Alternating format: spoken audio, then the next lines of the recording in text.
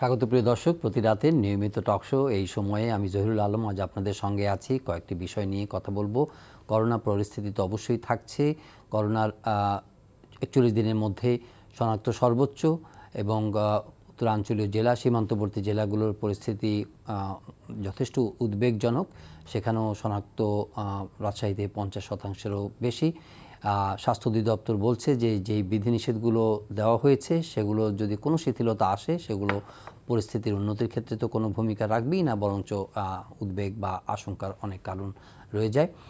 এই পরিস্থিতিতে যুক্তরাষ্ট্রের যে CDC, centre for disease control, তারা একটি অ্যালার্ট জারি করেছে। সেখানে তারা বলছে যে ভ্রমণ সতর্কতা দিয়েছে এবং বাংলাদেশকেও তারা ভ্রমণ সতর্কতার মধ্যে রেখেছে এবং সে দেশের নাগরিকরা যাদের ডাবল ডোজ টিকা গ্রহণ করেছেন তাদেরও এই ভ্রমণ সতর্কতার মধ্যে রাখা হয়েছে।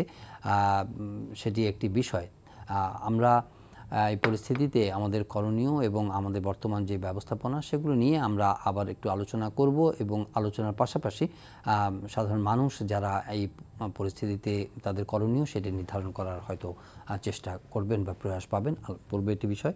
আরেকটি বিষয় হচ্ছে যে সুজন গত বছর ডিসেম্বর মাসে একটি রাষ্ট্রপতির কাছে একটি চিঠি দিয়েছিলেন। সেখানে নির্বাচন কমিশনের অসৎ আচরণ, দুর্নীতি ইত্যাদি বিষয়ে সুপ্রিম জুডিশিয়াল কাউন্সিল গঠনের জন্য তারা বলেছিলেন। সেটি তারা দেখেছেন যে কোনো প্রতিকার, তাদের দাবি অনুযায়ী প্রতিকার না পাওয়ায় তারা একটি গণস্বাক্ষর কর্মসূচি শুরু করেছেন। সেটি একটি বিষয়। অন্যান্য বিষয়ের মধ্যে বাজেট পেশ হয়েছে। অর্থমন্ত্রী বাজেট নিয়ে বলেছেন যে এখানে তিনি যে বাজেট দিয়েছেন সেটি যথেষ্ট উপযুক্ত বাজেট হয়েছে এবং সেখানে কোনো ফাঁকফোকর তিনি দেখছেন না। সুযোগ পেলে সেই বিষয়গুলো নিয়ে আলাপ করব এবং আমাদের রাজধানী ঢাকা বিশ্ব যে তালিকা বসবাসযোগ্যতার দিক থেকে যে শহরগুলো আছে সেখানে এবারও খুব ভালো কোনো জায়গা করে নিতে পারেনি। নিচের দিক থেকে তৃতীয় এবং 137 নম্বর অবস্থানে আছে রাজধানী ঢাকার অবস্থা। সব মিলিয়ে আমরা আলাপ করব। শুরুতেই পরিচিত হব আমাদের অতিথির সঙ্গে। জুম প্ল্যাটফর্মে আজ আমাদের সঙ্গে রয়েছেন ডক্টর মুস্তাক হোসেন, তিনি উপদেষ্টা আইডিসিয়া। স্বাগত জনাব মুস্তাক হোসেন আপনাকে। আর স্টুডিওতে আমাদের সঙ্গে রয়েছেন দুজন সিনিয়র জার্নালিস্ট, একজন সৌরভ হাসান, স্বাগত জনাব সৌরভ হাসান, এবং জনাব এম এ আজিজ, স্বাগত আপনাকেও। শুরু করতে চাই মুস্তাক হোসেনের কাছ থেকে। আপনি প্রতিনিয়ত কথা বলছেন এবং পরিস্থিতি আপনার কাছ থেকে যত আমরা শুনি তত আমরা একটা পরিষ্কার ধারণা পাই বা পাওয়ার চেষ্টা করি। আজকেও সেই আপনার কাছ থেকে আমরা বুঝবার চেষ্টা করব যে এই অবস্থাতেই আমরা যেখানে আছি সেখানে পরিস্থিতির কি কোনো উন্নতি আপনি দেখছেন, নাকি এটি এখন এমন একটা ক্রান্তিকাল, এমন একটা সংযোগস্থলে এসেছি যখন আমাদের কোনো কিছু প্রেডিক্ট করার মতো অবস্থায় নেই।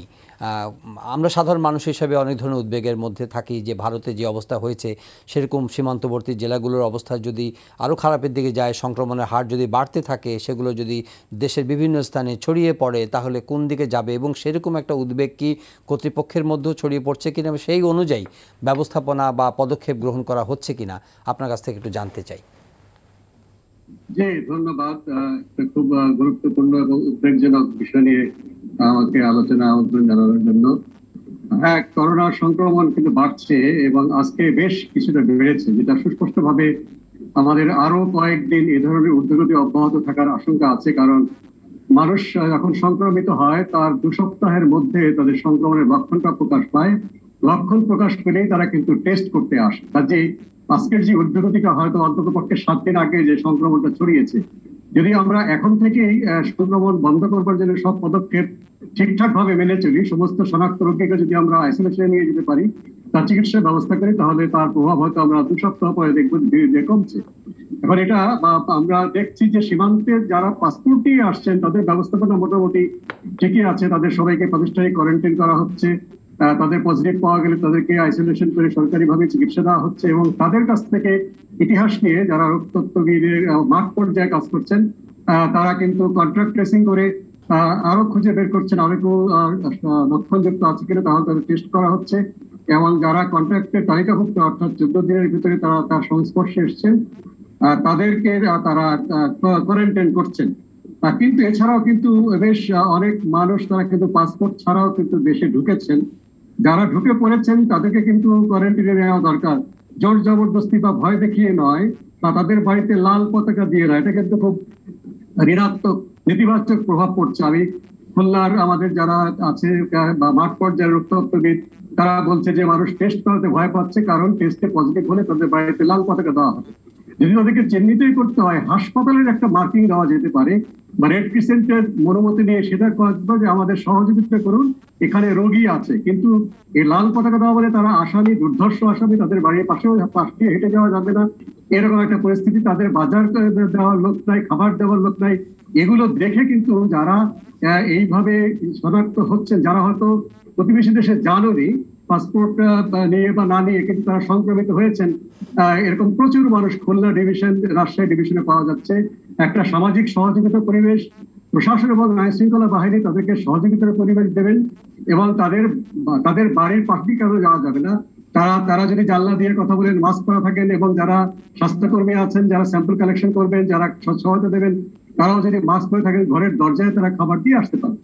এরকম একটা পরিবেশ দরকার। না হলে কিন্তু তারা পালিয়ে চলে আসছেন অন্য জায়গায়, পার্শ্ববর্তী জেলায় বা শহরাঞ্চলে, সেখানে কিন্তু আমাদের অলক্ষ্যে তারা ছড়াচ্ছে। আরেকটা বিষয় দরকার, যে যারা সীমান্তবর্তী জেলার বাইরে শনাক্ত হচ্ছে, আজকে যে প্রায় 2500 শনাক্ত হয়েছে, আমি নিশ্চিত যেখানে অন্তত 700 মানুষ যারা শনাক্ত হয়েছেন যে অন্যান্য জেলায়, তাদের সবাইকে কিন্তু একইভাবে ব্যবস্থাপনা করা উচিত। তাদেরকে সহায়তামূলক পরিবেশে কোয়ারেন্টাইন, যারা পরিবারের সদস্য যারা শনাক্ত হচ্ছেন তাদের আইসোলেশন করা, কারণ সবাইকে তো হাসপাতালে যেতে হচ্ছে না। শতকরা 5-এরও নিচে গুরুতর অসুস্থ হচ্ছেন, তারা হাসপাতালে যাচ্ছেন, তারা তো আইসোলেশনে যা থাকছেন। কিন্তু যারা হাসপাতালে যেতে হচ্ছে না, মৃদু লক্ষণযুক্ত, তাদেরকেও ব্যবস্থাপনার মধ্যে নেওয়া দরকার, যেভাবে আমরা সীমান্তে আগত লোকদের ব্যাপারে করছি। তাহলে কিন্তু সংক্রমণটা আমরা কমিয়ে আনতে পারবো। না হলে কিন্তু যে ঊর্ধ্বগতি দেখছি, এটা কিন্তু আমার মনে হয় অন্তত আগামী কয়েকদিন এই ঊর্ধ্বগতি অব্যাহত থাকবে। সেটি খারাপ ভাবে উঠবে কিনা সেটা বলা যাচ্ছে না। খারাপ ভাবে উঠলে কিন্তু আমাদের বেশ যথেষ্ট উদ্বেগের কারণ রয়েছে।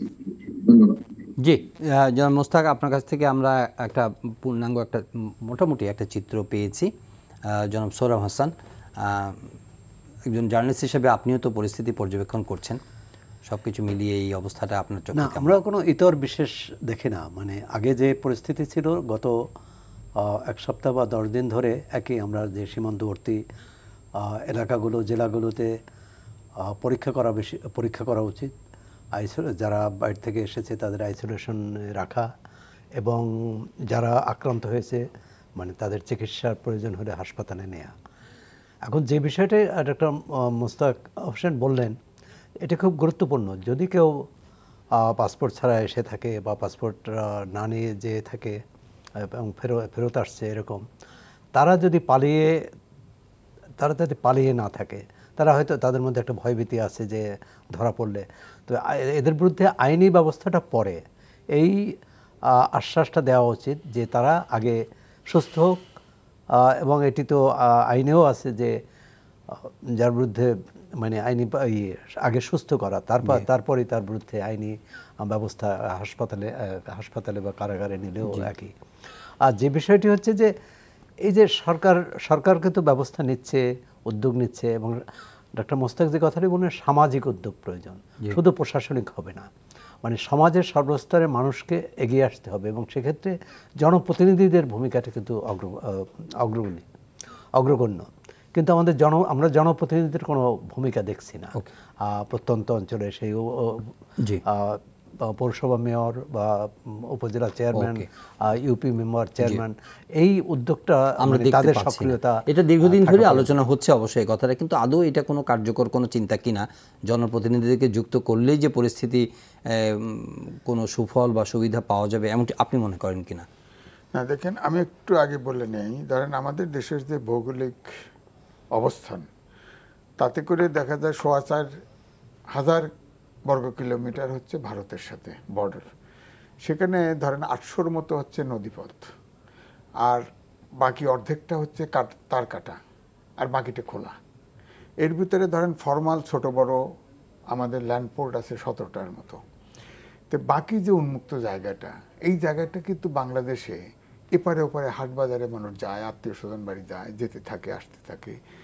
এগুলো কিন্তু প্রপারলি, একটা মিডিয়ায় দেখলাম, প্রপারলি চেক হচ্ছে না, কারণ এটা খুব কঠিন কাজ এতটা জায়গা। কারণ আমাদের তো একদম পুরো বাংলাদেশটা ভিতরে ঢোকা ভারতের মধ্যে। তো তো আমরা কিন্তু প্রথম ধাপে যতই দুর্বলতা আমাদের থাকুক না কেন, তারপরেও কিন্তু করোনা নিয়ন্ত্রণে ছিল। কিন্তু ভারতের অবস্থা খারাপ হওয়ার সাথে সাথে ভারতীয় ভ্যারিয়েন্ট যখন ঢোকা শুরু করলো, তখন কিন্তু আমাদের অবস্থাটা খুব উদ্বেগজনক। প্রায় 37টা জেলা কিন্তু সীমান্ত এরিয়ার এখন সবগুলোই কিন্তু খুবই ঝুঁকিপূর্ণ। সেক্ষেত্রে তো কয়েকটি প্রায় 7-8টি জেলা, তো 17টি জেলার মতো তো পুরোপুরি আপনার করোনা সংক্রমিত হচ্ছে এবং ঊর্ধ্বগতি আছে। নিম্ন গতি হওয়ার সম্ভাবনা এখনই বলা যায় না, এটা বাড়বে না কমবে, এটা প্রেডিক্ট করা কিন্তু আসলে মুশকিল। কারণ ভারত ভেরিয়েন্ট যখন নেপালে চলে গেছে, কিন্তু নেপাল কিন্তু এটা চেক দিতে পারে। নেপালের অবস্থা, নেপালে কিন্তু করোনা নিয়ন্ত্রণে ছিল, কিন্তু ফাইনালি ভারতীয় ভেরিয়েন্ট ঢোকার পরে কিন্তু এটা নিয়ন্ত্রণহীন হয়ে যায়। তো সুতরাং আমরা এই ধরনের একটা ঝুঁকিতে আছি। কিন্তু যেমন মাননীয় প্রধানমন্ত্রী নির্দেশ দিয়েছে প্রত্যেকটা সীমান্ত জেলাতে অন্তত পক্ষে একটা আইসিইউ থাকা, কিন্তু নাই তো, 2-3টা জায়গায় আছে, আর নাই তো। এতদিন পর্যন্ত এই কাজটাও আমরা করতে পারিনি। এখন ধরেন উত্তরাঞ্চলে যদি করোনা আক্রান্ত হয় সীমান্তবর্তী, তারা চলে আসে রংপুর হসপিটালে, আর ওদিকে চলে আসে রাজশাহী, অন্য কোনো জেলায় থাকছে না, কেউ কেউ ঢাকায়ও চলে আসে। তো সুতরাং চিকিৎসার ব্যবস্থাটাও কিন্তু নাই। যেটা মোস্তাক ভাই যেটা বললেন, উনি তো আইসিডিআরবিতে শুরু থেকেই চাকরি করেন, আইডিসিআরে, তো উনি তো রোগতত্ত্ববিদ। তো যদি টেস্ট, আইসোলেশন, কোয়ারেন্টাইন এইটা যদি প্রপারলি না হয়, এই সিচুয়েশন থেকে তো বেরোনো একটু কঠিন তো আছেই। কারণ এখন এই মুহূর্তে করোনায় যেটা বিশ্বের বিজ্ঞানীরা বলছে যে আপনার টিকা দেওয়া এবং সেই সাথে স্বাস্থ্যবিধি আপনার পালন করা। তা আমরা তো টিকা এখন যে অবস্থায় চলছে তাতে করে আমরা এখনো নিশ্চিত না যে খুব দ্রুতই আমরা যে আমাদের টার্গেট 14 কোটি লোককে টিকা দেব, তার মানে 28 কোটি ডোজ টিকা দরকার। হয়তো ফেজ ওয়াইজ পাইতে পারি, কিন্তু এই সম্ভাবনা তো দেখছি না। চীনের টাকাটাও তো এখন কিছু প্রবলেম পড়ে গেছে। তো আমরা যে স্বাস্থ্যবিধি মানব, গ্রামে শহরেই আমি দেখলাম, এই যে এখন আসলাম আমি দেখলাম, আমার একটা অ্যাসেসমেন্ট করতে করতে আমি আসছি, 60% মাস্ক পরেছে, 20% থুতনিতে ঝুলায় রাখছে, আর বাকিটা মাস্ক পরে নেই। বিশেষ করে ইয়াংরা মাস্ক পরে না। আর গ্রামের তো এখনো মাস্ক পরাটাকে মনেই করে সে রোগ করোনা নিয়ে আসলো, এরকম একটা অবস্থা। আমরা তো স্বাস্থ্যবিধি মানাতে এখনো পারি নাই। এই জায়গাটা জোর দেওয়া দরকার বেশি করে আমাদের। সেটা দিলে আমার মনে হয় আর হলো এই বর্ডারটাকে এনিওয়ে চেক দেওয়ার ব্যবস্থা করা। আপনি যেটা বললেন, আপনার সৌরভ ভাইও বললেন যে আপনার যে কমিউনিটি যে ইনভলভমেন্ট, সেটা তো আমরা করতে পারছি না। সব দুর্যোগে আমরা পারছি আগে, এখন পারি নাই। কারণ অনেকগুলো টেকনিক্যাল কারণ আছে। কারণ এই করোনা সিচুয়েশনটা কিন্তু হ্যান্ডেল করছে এই মোস্তাক ভাইরা হ্যান্ডেল করে না, ওনারা পরামর্শ দেয়, করে হলে আমরা দেখেন সব কিছু জারি হয় হলো মন্ত্রী পরিষদ বিভাগ থেকে, এবং প্রত্যেকটা জেলায় বসিয়ে দেওয়া হয়েছে একজন সচিবকে, যার ফলে কোনো পলিটিক্যাল লোক কিন্তু সামনে আসছে না, তারা ইনভলভ হচ্ছে না। যতই বলেন পলিটিশিয়ানরা পাবলিকের কিন্তু পালস বোঝে, তাদেরকে ইনভলভ না করলে, আজকে যদি ধরেন বর্ডার এরিয়াতে যে জেলাগুলি আছে সেখানে গেলে সব দলের, রাজনৈতিক দলের বা বিভিন্ন ক্লাবের লোকজন যৌথভাবে হাজির হচ্ছে, তো সবাই হচ্ছে না। কারণ ওখানে একটা ডিসি মিটিং ডাকতেছে, সেক্রেটারি, আজকের সেক্রেটারি আর একটা এমপি মন্ত্রী আছে, মন্ত্রী ছিল, তারা এমপিরে তো যাচ্ছেন, এমপিরে তো প্রপারলি ইনভলভ হচ্ছে না। ডক্টর মুস্তাক হোসেন, এটা অবশ্য আমরা এখানে বসে তো এই আলোচনা করতে পারবো না, বা এই আলোচনা কতটা প্রয়োজনীয় সেটিও আপনি একটু বিশ্লেষণ করবেন। যে যুক্তরাষ্ট্রের যে centre for disease control and prevention, CDC, তারা জানুয়ারির দিকে তারা বলছে যে নাগরিকদের বাংলাদেশ ভ্রমণের ব্যাপারে সতর্ক থাকতে বলেছিল, এবার তারা না আসার জন্য বলেছে, করোনার ঝুঁকি বাড়ছে। তো সিডিসি এমন কি অবস্থা দেখছে, বা এরকম কি অনুমান বা আন্দাজ বা আশঙ্কা করছে যে বাংলাদেশের পরিস্থিতি ডিটেরিয়েটিং? এটা তো বাংলাদেশে তো গত বছর থেকেই অবস্থা চলছে, এখনকার পরিস্থিতিকে তারা একটু ভিন্নভাবে বিশ্লেষণ করছে কিনা?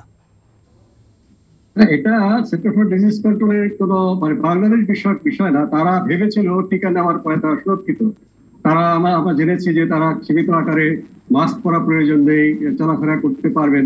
সেখানে তারা একটা ধাক্কা খেয়েছে যে ইউরোপ আমেরিকা তারা টিকা দেওয়ার পরেই তারা সুরক্ষিত। তারা এখন বিজ্ঞানীরা বলছেন যদি পৃথিবীর অন্যান্য অংশে করোনা ভাইরাসের সংক্রমণটা মানে মানে নিয়ন্ত্রণহীন ভাবে ঘটতে থাকে, তাহলে যে ভ্যারিয়েন্ট বা ব্যত্যয়ের সৃষ্টি হবে ভাইরাসের, সেটি টিকা দেওয়া লোকদেরকেও আক্রান্ত করতে পারে। কাজেই তাদের যে আগের ছিল, এটা তাদের নিয়মিত একটা আপডেট, যেখানে করোনা সংক্রমণটা শনাক্তের হার 10% উপরে উঠে যায়, বা প্রতি লক্ষ জনসংখ্যা যদি গত 14 দিনে 10-এর উপরে উঠে যায় এবং শহরাঞ্চলে 30-এর বেশি, সেটা একটা আমাদের ইয়েতে মানদণ্ডে সেটা হচ্ছে লাল এলাকা বা সবচেয়ে বিপজ্জনক এলাকা। তো সেক্ষেত্রে সে অনুযায়ী আমাদের দেশে 10-এর উপরে সংক্রমণ দুদিন ধরে আছে এবং সীমান্ত এলাকায় সংক্রমণ তো 30-এর বেশি, 50-এর উপরে, আজ 50-এর উপরে আছে কোনো কোনো জেলায় শনাক্তের হার। তো সেক্ষেত্রে তারা সেই অনুযায়ী দিয়েছে, কিন্তু টিকা যারা নিয়েছেন তাদেরকেও তারা বলেছেন লক্ষণীয় যে যারা 2 ডোজের টিকা নিয়েছেন তারাও সেখানে যাবেন না। এই ভয়টা মার্কিন যুক্তরাষ্ট্র এবং ইউরোপের পাওয়া উচিত। সারা বিশ্বের অন্যান্য দেশ যদি টিকা না পায়, তারা একা টিকা নিয়ে বসে থাকে, তাদের সুরক্ষা কিন্তু নিশ্চিত হলো না। এটা একটা পরোক্ষভাবে হলেও সেটা তাদের একটা স্বীকৃতি। আশা করা যায় তাদের বোধোদয় হবে। তাদের এখানে অনেক অ্যাস্ট্রাজেনেকা টিকা আছে, তাদের ফুড অ্যান্ড ড্রাগ অ্যাডমিনিস্ট্রেশন তাদের দেশে এই টিকাটা ব্যবহার করতে অনুমতি দেয়নি। কাজেই সেই কারণেই তারা আমাদের মতো দেশে বা ভারতে সেই টিকাটা রপ্তানি করছে না।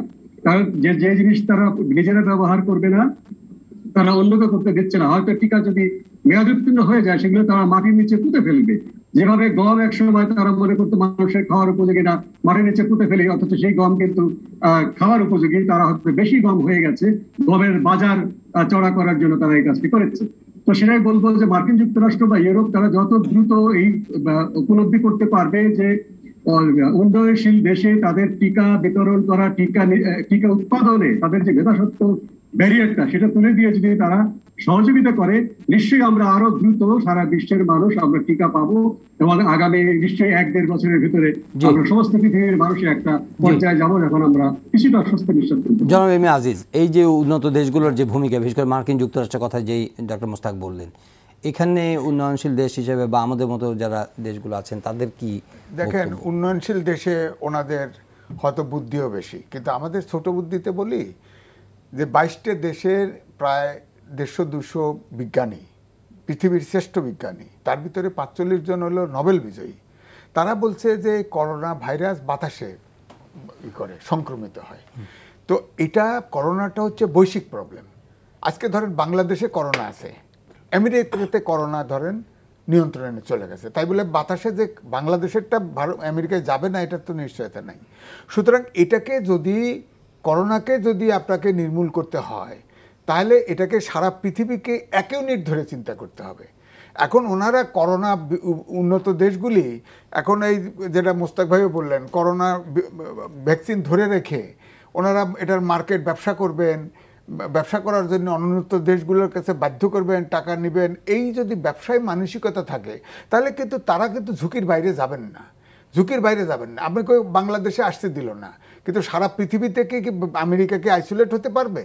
ইউরোপিয়ান দেশগুলো কি আইসোলেট হতে পারবে? তারা কি আলাদা থাকতে পারবে? পারবে না। গ্লোবালাইজেশনের যুগে অবশ্যই আপনার অন্তত পক্ষে পণ্য আনা মানুষ না যেতে পারে, পণ্য আনা নেওয়া তো করতে হবে, তার ভিতর দিয়েও তো ভাইরাস যেতে পারে। সুতরাং এটা কোনো বৈজ্ঞানিক ব্যাখ্যা হলো না। করোনা ভাইরাস সারা বিশ্বকে, আমেরিকানকেও বাঁচতে হলে অবশ্যই বাংলাদেশকেও বাঁচাইতে হবে, নইলে এদেশ থেকেও করোনা ওখানে যাবে। এই দৃষ্টিভঙ্গি থেকে আমার মনে হয় উন্নত দেশেরও দেখা উচিত এবং সবারই দেখা, যার যতটুকু সক্ষমতা আছে তা করা উচিত। যেমন আমরাও তখন প্রথম দিকে যেমন একটা সোর্স থেকে আমরা চেষ্টা করলাম, এটা যদি সোর্স থেকে আমরা যদি নিজেরা, আমাদের দেশেও তো স্কোপ ছিল, ধরেন গ্লোব বায়োটেক ছিল, আমরা তো সেখান থেকে ফর্মুলা নিয়ে আমরা তো বাইরে যেতে না। যে মোস্তাক সাহেব বললেন যে মেধাসত্ব যদি ইয়ে করে, আমরা তো আমাদের গ্লোব বায়োটেক তো তৈরি করছে, সেইটা ফর্মুলাটা যদি তাদেরকে শর্ত দিয়ে একটা প্রফিট দিয়ে আমরা আমাদের দেশের কয়েকটা ইন্ডাস্ট্রির থেকে যদি এটা তৈরি করতে পারতাম, সেটা যদি ধরেন যেটা বলা হলো যে 2 ডোজ নিলে একটা আপনার আইসিডিডিআর, কিন্তু আপনি যত সহজে জিনিসটা বললেন যে মেধাসত্ব রেস্ট্রিকশন তুলে দিলেই সেই ফর্মুলা আমাদেরকে দিয়ে দিলেই আমরা এখানে আমাদের ল্যাবরেটরিতে সেইটা মানে এত কম সময়ে উৎপাদন করতে পারবো। না, আপনার দেখেন ডিসেম্বরে গ্লোব বায়োটেক অনুমতি চাইছে, তারা অলরেডি ফার্স্ট ট্রায়াল শেষ করছে, অনুমতি চেয়েছে, কিন্তু আমাদের যে মেডিকেল কাউন্সিল বা যে কর্তৃপক্ষ আছেন তারা কি উপযুক্ত মনে করেছেন? যদি করতেন নিশ্চয়ই তারা বলে নাই কেন? এটা নিয়ে তো সবসময় তারা তো ধরে রাখছে, স্বাস্থ্য অধিদপ্তর ক্লিয়ারেন্স দিছে, বিশ্ব স্বাস্থ্য সংস্থা এটাকে এন্ডোর্স করছে। আমাদের দেশের ওই একটা না, বিশ্ব স্বাস্থ্য সংস্থা এন্ডোর্স করছে ঢালাওভাবে এটা বলা যাবে না, কারণ বিশ্ব স্বাস্থ্য সংস্থার এন্ডোর্সমেন্টটা প্রপার এবং জেনুইন, মানে কোনো কি বলবো যে নিয়মতান্ত্রিক এন্ডোর্সমেন্ট কিনা, এটা বিশ্ব স্বাস্থ্য কেন্দ্র এন্ডোর্স করেছে কিনা সেটা কিন্তু এখনো ভেরিফাইড না। একটু ডক্টর, যাই হোক এই বিতর্কে আমরা ঢুকতে চাচ্ছি না জনাব। না, এখানে দুই তিনটা বিষয়। একটা হচ্ছে যে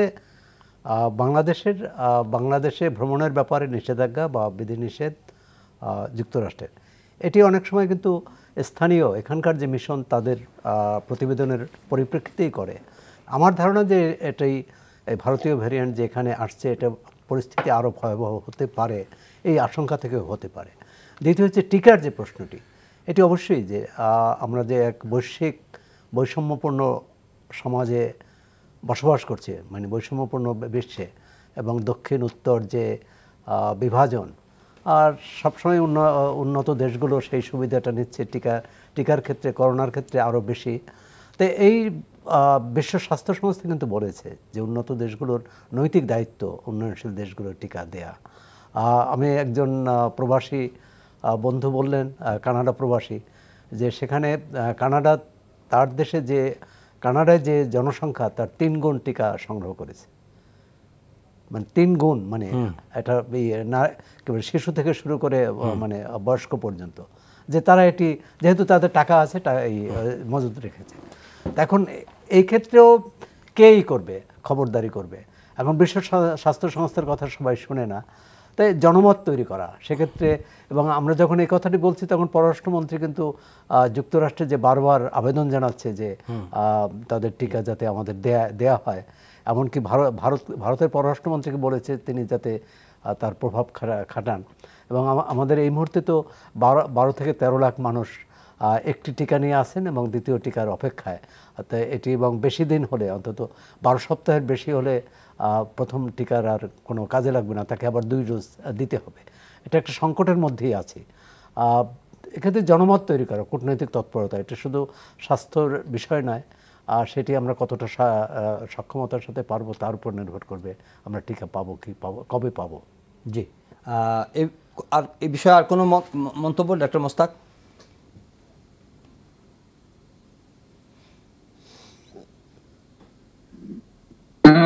মন্তব্য বা সাংবাদিক যে দুজন আছেন তারা খুব ধনপ্রিয় মন্তব্য করেছেন। তবে আমি আশা করি যে আমাদের দেশে যে পরিস্থিতি আছে, 3টি বিষয়ের উপর আমাদের জোর দিতে হবে। একটা হচ্ছে যারা শনাক্ত হচ্ছেন সীমান্ত এলাকাতে হোক বা দেশের ভিতরে, তাদের ব্যবস্থাপনা করতে হবে, যার মধ্যে চিকিৎসা এবং আইসোলেশন এবং সহায়তামূলক ব্যবস্থা নিতে হবে। দ্বিতীয় হচ্ছে সব নাগরিক স্বাস্থ্যবিধি মেনে চলবেন, সে বিষয়ে সহায়তা দরকার এবং জনপ্রতিনিধি অবশ্যই দরকার। চাঁপাইনবাবগঞ্জে একজন এমপি কিন্তু তিনি খুবই সক্রিয়, তিনি এই এলাকায় সংক্রমণটা একটু নিয়ন্ত্রণে এসছে, তিনি কিন্তু নিজে থেকেই সব জায়গায় সম্পৃক্ত হচ্ছেন, সমন্বয় আছে। তৃতীয় হচ্ছে টিকা যদি আমরা পাই, সবাই আমরা টিকা দেবো, সেই টিকা নিয়ে কিন্তু আমরা অন্তত পক্ষে গুরুতর রোগ হওয়া থেকে নিজেদের প্রতিরক্ষা করতে পারবো। এবং সব কাজে কিন্তু জনগণের সম্পৃক্ততা প্রয়োজন হবে।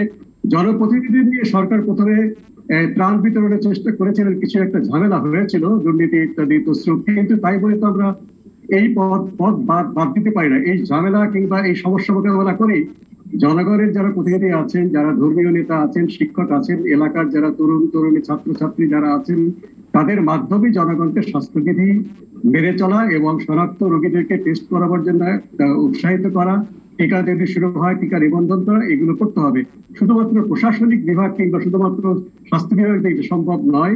এটি যদি সমস্যা থাকে, দুর্নীতি থাকে, অবস্থা থাকে, সেটি দূর করে কিন্তু আমাদেরকে এই জনগণের কাছের লোকদেরকে দিয়ে এটা অ্যাপ্রোচ করতে হবে। না হলে কিন্তু আমরা যে তৃতীয় ঢেউয়ের আশঙ্কা করছি বা যে টিকা আমরা না পাই আবারও ঢেউ হতে পারে, সেটা কিন্তু মোকাবেলা করা সম্ভব হবে না। সবাই মিলেই আমাদের একসাথে কাজ করতে হবে। জনাব সোহরাব হাসান, নির্বাচন কমিশন সবসময় একটা আলোচনার কেন্দ্রে থাকে, নানা বিষয়ে তাদের নিয়ে বিভিন্ন প্রশ্ন তৈরি হয়েছে, বিশেষ করে নির্বাচনগুলো পরিচালনার বিষয় নিয়ে। একই সঙ্গে তাদের স্বচ্ছতা, কাজের স্বচ্ছতা, বিশেষ করে আর্থিক কার্যক্রমের স্বচ্ছতা নিয়েও প্রশ্ন উঠেছে। অসদাচরণ এবং দুর্নীতির অভিযোগ আসছে এবং এই অভিযোগটা বিশেষ করে যে সুজন তারা করে রাষ্ট্রপতির কাছে প্রতিকারও চেয়েছিলেন। গত ডিসেম্বরে সম্ভবত। সুজন না 42 জন বিশিষ্ট 42 জন বিশিষ্ট নাগরিক। সুজন এখন এটা একটা গণস্বাক্ষর অভিযান আজকে শুরু করেছে। তো এটার কোনো কনসিকুয়েন্স কি আপনি দেখেন কিনা? না, প্রথমত হচ্ছে এর সঙ্গে নির্বাচন কমিশনের এই কার্যক্রমের সঙ্গে আরেকটি সম্প্রতি যোগ হয়েছে যে ভোটার তালিকা এবং জাতীয় পরিচয়পত্র তাদের নিয়ন্ত্রণে ছিল, তাদের হাত ছিল, তাদের হাত থেকে সরকারি নির্বাহী বিভাগ স্বরাষ্ট্র মন্ত্রণালয়ের চিঠি দিয়েছে যে স্বরাষ্ট্র মন্ত্রণালয়টি যাওয়া উচিত বা নেবে। নির্বাচন কমিশন থেকে একটি প্রত্যুত্তরও দিয়েছে মন্ত্রিপরিষদ বিভাগকে যে না, এটি তাদের হাতেই থাকা উচিত। এটি হচ্ছে মানে কি বলে ঐচ্ছিক বিষয়, কারণ নির্বাচন কমিশনের মূল কাজ কিন্তু নির্বাচন করা, এবং নির্বাচন করার জন্য একটি ভোটার তালিকাও দরকার। আর জাতীয় পরিচয় আমরা যদি মানে কারিগরিভাবে দেখি তাহলে জাতীয় পরিচয় পত্র দেওয়াটা নির্বাচন কমিশনের কাজ না, এটি ঠিক। কিন্তু আমাদের এখানে জাতীয় পরিচয় পত্রটা তৈরি হয়েছে ভোটার তালিকা নির্ভুল, ছবিযুক্ত নির্ভুল ভোটার তালিকা তৈরি করার মধ্য দিয়ে। সুতরাং এটি কি বলে ঐতিহাসিক প্রক্রিয়ায় তারা করেছে। এখন এই নেয়া দেয়ার এটার ব্যাপার হচ্ছে যে কর্তৃত্ব কার হাতে থাকবে। নির্বাচন কমিশনের হাতে থাকলে, যে নির্বাচন কমিশনের হাতে আছে এই নির্বাচন কমিশন আর সরকারি নির্বাহী বিভাগের মধ্যে কোনো পার্থক্য নেই, কারণ তারা স্বাধীন এবং স্বায়ত্তশাসিত সাংবিধানিক প্রতিষ্ঠান হিসেবে তারা দায়িত্ব পালন করছে না। যে বিষয়টি 42 জন বিশিষ্ট নাগরিক যে অভিযোগ করেছিলেন, তো এটি রাষ্ট্রপতি আমলে নিলে আমরা অবশ্যই খুশি হতাম যে অন্তত একটা অভিযোগ, এবং তিনি এটি তো রায় দেয়া না, অভিযোগটা তদন্ত করা যায়, এবং তদন্ত করতে পারে একমাত্র সুপ্রিম জুডিশিয়াল কাউন্সিল। তো সুপ্রিম জুডিশিয়াল কাউন্সিল সক্রিয় আছে কি নেই এটা নিয়েও কিন্তু বিতর্ক আছে সংবিধান বিশেষজ্ঞদের মধ্যে। প্রথমত হচ্ছে যে ষোড়শ সংশোধনী হওয়ার পর সুপ্রিম জুডিশিয়াল কাউন্সিলের অস্তিত্ব ছিল না, কিন্তু সেটি বাতিল হওয়ার পর যখন সুপ্রিম কোর্ট এটা বাতিল করে দিল, তখন স্বয়ংক্রিয়ভাবে সুপ্রিম জুডিশিয়াল কাউন্সিল কি প্রতিস্থাপিত হলো।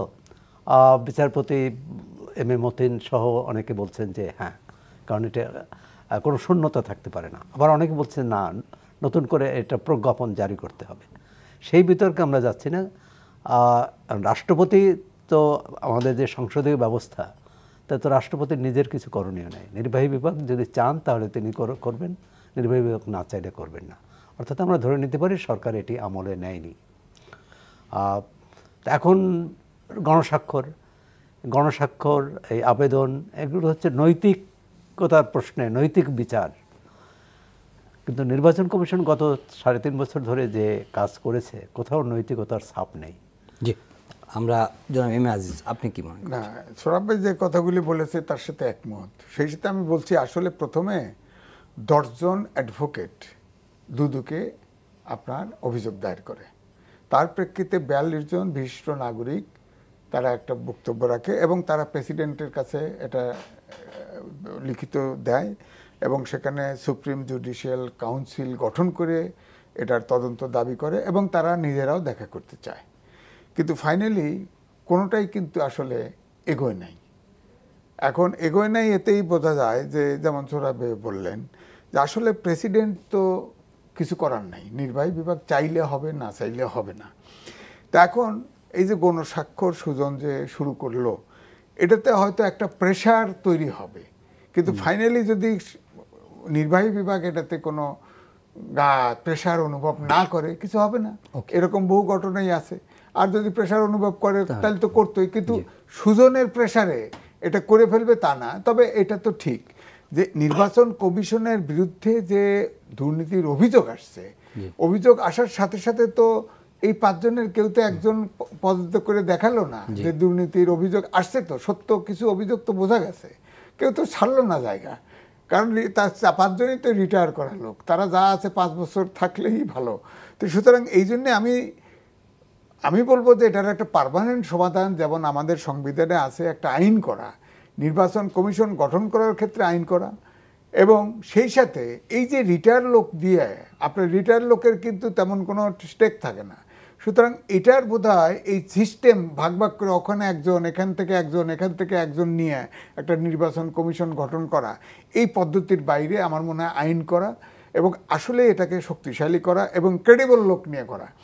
যেমন ধরেন আগে সিএসপি ছিল, কেউ কিন্তু তাদের ইন্টিগ্রিটি, সততা, দক্ষতা নিয়ে প্রশ্ন করেনি। আপনি ক্লিয়ার, মানে আপনি যেটা বলেছেন, কিন্তু বিষয়টা হলো যে নির্বাচন কমিশন কিভাবে গঠিত হচ্ছে সেটার থেকেও বড় কথা হলো যে এটা তো একটা পলিটিক্যাল কী বলে যে সিস্টেমের একটা ইস্যু।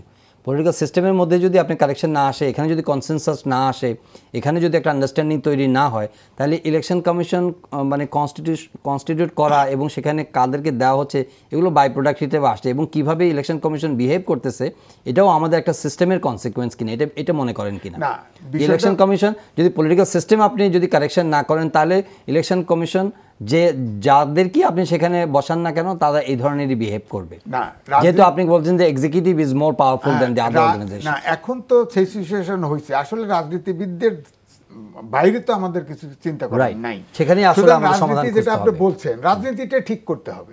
আমাদের সামাজিক সূচক থেকে অনেক কিছুতে আমরা এগিয়ে যাচ্ছি, কিন্তু রাজনীতিতে অনেকে তাহলে অন্য প্রতিষ্ঠানগুলো প্রপারলি ফাংশন করতে পারে। কনসেনসাসের মাধ্যমেই আমার মনে হয় একপক্ষীয় নয়, কনসেনসাসের মাধ্যমে সংবিধানে যে নির্বাচন কমিশন গঠন করার যে বিধান আছে এটার আইন হওয়া উচিত। তাহলে আপনি দেখেন যে এবারের যে নির্বাচন কমিশন গঠন হয়েছে, প্রেসিডেন্ট একটা কমিটি করলো, একটা পদ্ধতিতে হলো, সার্চ কমিটি করলো, কিন্তু হলোটা কি? তারপরে সবসময় কিন্তু যেই প্রক্রিয়া যে মূল জায়গাটা বিচ্ছিন্ন, সোহরাব হোসেন, বিচ্ছিন্নভাবে এইসব প্রাতিষ্ঠানিক যে দুর্বলতাগুলো আপনারা প্রতিনিয়ত আলোচনা করছেন এবং যে হতাশাগুলো করা হচ্ছে, সেগুলো এরকম বিচ্ছিন্ন সমালোচনা বা আলোচনার মাধ্যমে এগুলো সমাধান আসবে কি না? আমি দেখছি না। আপনি যে কথাটা বললেন, রাজনীতি ঠিক করতে হবে, এবং রাজনীতি আমাদের দেশে আলোচনা করে ঐকমত্যের ভিত্তিতে টেবিলে এটা হয়নি কখনো, সবসময় হয়েছে রাজপথে। তো রাজপথে যদি বিরোধী পক্ষ সরকারকে বাধ্য করতে পারে, তখনই নির্বাচন কমিশন মেয়াদ শেষে তো তারা নতুন নির্বাচন কমিশন হবে, এবং সেখানে যদি একটি ঐকমত্যের ভিত্তিতে নির্বাচন কমিশন হয়। দ্বিতীয় হচ্ছে যে নির্বাচন কমিশন কেন? নির্বাচন করার জন্যে। তো সেই নির্বাচনটাই যদি না থাকে, তাহলে কমিশন রেখে লাভ কি? আমি তো দেখি নির্বাচন কমিশন থাকা না থাকার মধ্যে খুব পার্থক্য নেই। একসময় কিন্তু এদেশে নির্বাচন কমিশন ছাড়াও নির্বাচন হয়েছে, সুষ্ঠু নির্বাচন হয়েছে 1954 সালে। কিন্তু আজকে আমরা স্বাধীন বাংলাদেশে মানে দলীয় সরকারের অধীনে, কোনো দলীয় সরকারের অধীনেই সুষ্ঠু নির্বাচন করতে পারিনি। এটাই আমি মনে করি আমাদের জাতীয় ব্যর্থতা। একটি বিষয়ে আমরা এই নগরে বসবাস করছি, এখানেই আমাদের সব কিছু কেন্দ্রীভূত আছে, রাজধানী ঢাকা, এবং এর মানে ব্যবস্থাপনার দিক থেকে দেখা যাবে যে 54-55টা অর্গানাইজেশন এটার সমন্বয়ের কাজ করে এবং এদের সঙ্গে মিলিয়ে তারপরে নির্বাচন, যখন মেয়রের নির্বাচন হয়, সিটি কর্পোরেশন নির্বাচন হয়, তখন আমরা প্রচুর এটা নিয়ে আলাপ করি এবং যে সমস্যা সেই যে তিমিরেই থেকে যায়। এখন সর্বশেষ এটা প্রতি বছরই হয় যে একটা সংগঠন তারা তালিকা করে রাজধানী ঢাকাকে নিয়ে, কিন্তু আমরা গর্ব করার মতো কিছু পাই না আমরা। এবং এবারও একই অবস্থা, যে চতুর্থ, আমি প্রথম বলেছি তৃতীয়, চতুর্থ, সেখানে আপনার এই দামেস্ক, ত্রিপলি, করাচি, তারপরে আপনার এরকম লেগোস, হ্যাঁ, এই ধরনের শহরগুলোর সঙ্গে ঢাকাকে ট্যাগ করা হয় আর কি। এবং এখান থেকে কোনো আমরা তো অনেক পরিবর্তন আনছি, রাজধানীতেও অনেক রকম কাজ হচ্ছে, উন্নয়নের ছোঁয়া লাগছে বা বিভিন্ন রকম অবকাঠামোগত উন্নয়নও হচ্ছে, কিন্তু আমাদের বদল হচ্ছে না। একটা হলো ঢাকা শহরের সমালোচনা করে তো লাভ নাই, বাস্তবতার দিকেও দেখতে হবে। ধরেন ঢাকা শহরটাতে 2 কোটি লোক বাস করে, 2 কোটি লোকের জায়গা, ছোট্ট শহর, এই শহর ম্যানেজমেন্ট খুবই ডিফিকাল্ট। তারপরে ধরেন এখানে ডেভেলপ করার জন্যে আপনার দেখেন সেন্টার নাই, 57টা অর্গানাইজেশন, সিটি কর্পোরেশন মিলা 57 অর্গানাইজেশন কাজ করে, একজন রাস্তা খোঁড়ে আরেকজন ভরে, এই কাজগুলি করে, কোনো কোঅর্ডিনেশন নেই। এখন এই জন্য কিন্তু আপনি দেখেন সিটি গভর্নমেন্টের একটা স্লোগান এসেছিল, আমার কথা হলো গভর্নমেন্ট না করলে সিটি গভর্নমেন্ট হলেই সমস্যার সমাধান না, মূল কথা হলো যে একটা কেন্দ্র থাকতে হবে, কোঅর্ডিনেশন থাকতে হবে, এটা নাই। কেন্দ্র থেকে আমার মনে হয় বিকেন্দ্রের বিষয়টা অনেক বেশি ইম্পর্টেন্ট। এখন সবকিছু তো আপনি কেন্দ্রভূত করে আর কিছু এখানে হবে না। শহরটা যেভাবে গড়ে উঠছে, এই যে বিল্ডিং কোড না মেনে যেভাবে বিল্ডিং হয়ে গেছে, এবং সিলেটে যেভাবে কয়েকবার ছোট ছোট ভূমিকম্প, এখন ভূমিকম্প আসলে মানুষ বলে যে এখানের অর্ধেক বিল্ডিং ভেঙে যাবে। জি। সুতরাং এইটা আসলে বাস্তবিকভাবে ঢাকা শহর এখন আপনার ইসলামাবাদ বা পুত্তজার মতো মালয়েশিয়ার মতো শিফট করা ছাড়া এই ঢাকা শহর বসবাস তালিকা থেকে এর অগ্রগতির আশা করা যায় আমি দেখছি না। বিষয়টা হচ্ছে যে ঢাকা, আপনি যে কথাটি বলছেন যে বসবাসযোগ্য শহরের তালিকায় আমরা নিচের দিক থেকে চতুর্থ, এর আগে দ্বিতীয় ছিলাম, তাহলে 2 ধাপ অগ্রগতি। এরকম অগ্রগতি হতে 100 বছর লাগবে প্রথম দিকে যেতে। বিষয়টা হচ্ছে আমি মনে করি যে বিকেন্দ্রীকরণের উপায় নেই। যেখানে 17 কোটি মানুষ, তার 1.5 কোটি বা 2 কোটি মানুষ ঢাকা শহরে কেন থাকবে? মানে নিশ্চয়ই আমাদের রাষ্ট্রীয় অবকাঠামোটি এমন যে সবাইকে ঢাকা আসতে হয়, সব কাজে ঢাকা আসতে হয়। এখন আমরা কি বলে ডিজিটাল বাংলাদেশে গভর্ন করার জন্য সুবিধা, মানে সবাইকে এক জায়গার মধ্যে সবকিছু থাকলে না, এটা হচ্ছে কেন্দ্রীয় রাষ্ট্রের মানে কেন্দ্রীভূত শাসন ব্যবস্থার কারণে। মানে একজন শিক্ষকের প্রত্যন্ত অঞ্চলে একজন শিক্ষকের বিল তুলতে হলেও, তার বেতন ভাতার বিল তুলতে হলেও শিক্ষা দপ্তরে রাষ্ট্র এটা চায়, রাষ্ট্র চায়, সরকার কাঠামোতে তারা চায়। ধরেন বাংলাদেশে এখন 350 সাংসদ আছেন, তাদের তো যার যার এলাকায় থাকা উচিত, নির্বাচনী এলাকায়, কিন্তু সবার কিন্তু স্থায়ী আবাস আছে রাজধানী। আচ্ছা, সাংসদদের কথা কিছু ব্যতিক্রম থাকতে পারে, কিছু ব্যতিক্রম থাকতে পারে। আপনি যত এটা বললে আপনাকে চ্যালেঞ্জ করতে পারে, যত উপজেলা আছে, থানা আছে, আমি জেলা পর্যায়ে বাদই দিলাম, উপজেলা এবং থানা পর্যায়ের যে সরকারি কর্মকর্তা তারা স্থায়ীভাবে ঢাকায় থাকেন অধিকাংশ। মানে তাদের পরিবার ঢাকায় থাকে, তাদের ছেলেমেয়েরা ঢাকায় পড়াশোনা করে, এবং তারা সপ্তাহে 5 দিন বা 4 দিন। আমরা তো ধরেন এর থেকে বেরিয়ে আসা কি, আমরা তো দুটো, একটা হচ্ছে ওখানেও অবকাঠামো, তাদের অভিযোগ আছে, কিন্তু ওখানে ভালো প্রতিষ্ঠান নেই, ওখানে অবকাঠামো নেই। যেমন ডাক্তাররা প্রত্যন্ত গ্রামে যেতে চান না, তার নিরাপত্তা নেই, তার থাকার জায়গা নেই। বলছে যে সরকারের সামগ্রিক পরিকল্পনার মধ্যে, উন্নয়ন পরিকল্পনার মধ্যে এই বিকেন্দ্রীকরণ এটি নিয়ে 5টি অগ্রাধিকার পাচ্ছে না, এটি অগ্রাধিকার পাচ্ছে না, এটি পাওয়া উচিত। না হলে এরকম মেট্রো করা, এক্সপ্রেস, মানে আপনি ধরেন যে পদ্মা সেতু বা রূপপুর পাওয়ার প্ল্যান্ট বা অন্য আরো যত মেগা প্রজেক্টস আছে, এসব মেগা প্রজেক্টের মতো বিকেন্দ্রীকরণেরও একটা মেগা প্রজেক্ট দরকার, অবশ্যই দরকার, যাতে করে নিশ্চয়ই এটা ছোট কাজ নয়, অবশ্যই দরকার। এটার জন্য আলাদাভাবে চিন্তা করতে হবে। বিকেন্দ্র সরব্বার সাথে একটু আমি বিনয়, ধরেন বিকেন্দ্রীকরণ, ধরেন রেলওয়ে অফিসটা আপনি নিয়ে গেলেন চিটাগাঙে, তখন তো চিটাগাঙেই যেতে হবে, বা বিআইডব্লিউটিএ জায়গায় নিয়ে গেলেন, তার মানে হচ্ছে একটা ধরেন চট্টগ্রামে গেল, একটা ময়মনসিংহ গেল, একটা বরিশালে গেল, তাহলে সবটা তো ঢাকায় থাকলো না, সবটাই থাকলো না, কিছুটা তো এই জন্য আমি বলতেছি, যদিও বলা উচিত না। ধরেন এই যে উপজেলা হলো, হোসেন মোহাম্মদ এরশাদ সরকারের সময় করলো, তাতে তো একটা উপজেলায় কিন্তু আলাদা একটা অ্যাডমিনিস্ট্রেটিভ সেন্টার কিন্তু দাঁড়িয়ে গেছে। এখন ধরেন উনি কিন্তু হাইকোর্টের বেঞ্চও কিন্তু ডিস্ট্রিবিউট করেছিল, এবং উনি প্রদেশের কনসেপ্টও কিন্তু আনছিল। তো আপনি ধরেন বিকেন্দ্রীকরণের চাইতে, বিকেন্দ্রীকরণ হলেও কিন্তু আমাদের এত বেশি জনসংখ্যা, এটাতেও সমস্যা। মানে ভালো মন্দ যাই হোক কিছুটা ভেবেছিলেন, হ্যাঁ ভেবেছিলেন, আমার মনে হয় যে একটা মানে মোটামুটি ভাবে একদম প্রত্যেকটা ডিভিশনকে অ্যাডমিনিস্ট্রেটিভ কিছু ক্ষমতা দিয়ে, মানে ওখানেই যাতে মানুষ সব সমাধান পায়। এখন প্রদেশ বলেন আর যাই বলেন, যে ভাষাই বলেন, মানে ডিভিশনগুলোকে সকল ওখানেই সব কিছু করা যায়, মানুষকে যাতে ঢাকায় না আসতে হয়। ঢাকা একটা ফেডারেশনের মতো থাকবে, হ্যাঁ, এরকম ধরেন ভারতে আছে, আমেরিকা আছে, সব দেশেই তো আছে এরকম। পশ্চিমবঙ্গ কি, কিন্তু এটা কতটা রিয়েলিস্টিক মনে হচ্ছে? মানে আদৌ আপনি স্বপ্ন দেখেন কিনা বা দেখেন? কিন্তু এই কাজটা করা যায় যে সব প্রতিষ্ঠানের মানে সব প্রতিষ্ঠানের কেন্দ্রীয় সংস্থা ঢাকায় থাকতে হবে। দ্বিতীয় হচ্ছে যে শুধু প্রশাসন না, শিক্ষা প্রতিষ্ঠান, বিকেন্দ্রীকরণের ক্ষেত্রে এটা একটা গুরুত্বপূর্ণ ব্যাপার। ভালো শিক্ষা প্রতিষ্ঠান করলে হয়তো বা অনেকেই ঢাকার বাইরে থাকতে উৎসাহিত হবেন। সেটাই এখন সরকারের উন্নয়ন পরিকল্পনায় সেটা অন্তর্ভুক্ত করতে হবে। দীর্ঘমেয়াদী উন্নয়ন পরিকল্পনা এটা থাকতে হবে। হয়তো 10 বছর, 20 বছর, 30 বছর, না হোক 50 বছরও হলো এটা চিন্তা করার সুযোগ বা অবকাশ থাকা উচিত। যদি ঢাকাকে আমরা আরও আন্তর্জাতিক অঙ্গনে একটা বাসযোগ্য শহর হিসাবে রাখতে চাই। ধন্যবাদ জনাব ইমা আজিজ, ধন্যবাদ জনাব সৌরভ হাসান। প্রিয় দর্শক, আজকের এই সময় এখানে শেষ করছি। সবাই ভালো থাকবেন, ভালো থাকতেই হবে, ভালো থাকার কোনো বিকল্প নেই। করোনার এই ঝুঁকিতে প্রত্যেকেই স্বাস্থ্যবিধিগুলো মেনে চলুন, কারণ এখন পরিস্থিতি সীমান্তবর্তী এলাকাগুলো থেকে নিশ্চয়ই এই ঝুঁকি আছে এবং স্বাস্থ্য অধিদপ্তর থেকে প্রতিনিয়তই বলা হচ্ছে যে কোনো ধরনের শিথিলতা, বিধিনিষেধে কোনো ধরনের শিথিলতা কিন্তু পরিস্থিতির জন্য অবনতি ডেকে আনার ঝুঁকি রয়েছে। কাজেই কেউ সহজভাবে এবং উদাসীনভাবে এই পরিস্থিতি মোকাবেলা করার কোনো সুযোগ নেই। এই অনুরোধ রেখে আজকের অনুষ্ঠান শেষ করছি। সবাই ভালো থাকবেন, দেখা হবে আবারও পরের অনুষ্ঠানে। চাইলে আপনারা এই অনুষ্ঠানটি অনলাইনে দেখতে পারেন, ভিজিট করুন www.ntvbd.com। এছাড়া ইউটিউব ও ভেরিফাইড ফেসবুক পেজে আমাদের জনপ্রিয় অনুষ্ঠান ও খবরের আপডেট আপনারা জেনে নিতে পারবেন। দেখা হবে আবারও পরের অনুষ্ঠানে।